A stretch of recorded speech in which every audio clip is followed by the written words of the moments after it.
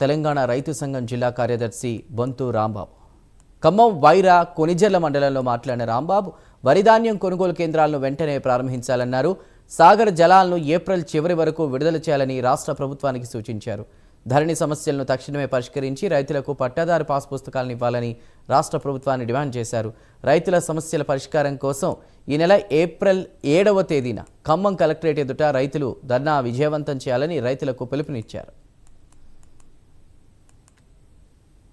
Konijerla, Bonakallu, సింతకాని, Khammam rural, Mudigonda, Wyra ఈ ప్రాంతంలో మొక్కజొన్న కైలు చేసి కళ్ళాల్లో పోసి ప్రభుత్వం యొక్క కొనుగోలు కోసం ఎదురు చూస్తూ ఉన్నారు. కానీ మొన్న మార్చి 20వ తేదీనే 8 లక్షల మెట్రిక్ టన్నులు కొనుగోలు చేయడానికి కేంద్ర ప్రభుత్వం అనుమతి ఇచ్చినట్టుగా అధికారులు ప్రకటించారు. కానీ ఖమ్మం జిల్లాలో కొనుగోలు కేంద్రాలు ఈ రోజు వరకు ప్రారంభించలేదు. ఓన్లీ కేవలం సింతకాన్లో కొబ్బరికాయ కొట్టి 12 క్వింటాలు మాత్రమే కాటాలు వేయటం అనేది జరిగింది. ఇప్పటికీ కాటాలు మొదలు కాలేదు. ఈరోజు పత్రికల్లో కూడా 3 చోట్ల మద్దులపల్లి మార్కెట్ యార్డ్లో, అదేవిధంగా చింతకాన్లో, మదర మార్కెట్ యార్డ్లో ఏర్పాటు సోమవారం నాడు చేస్తాం, కామేపల్లి కేంద్రానికి చేస్తాం. కానీ మిగతా కేంద్రాలు తర్వాత చేస్తామని చెప్తున్నారు. ఇప్పటికే మొత్తం పంట 80% కోత అయిపోయి కళ్ళాల్లో ఎండబెట్టుకుని ఆరబోసుకుని అమ్మకానికి రైతులు సిద్ధంగా ఉన్నారు.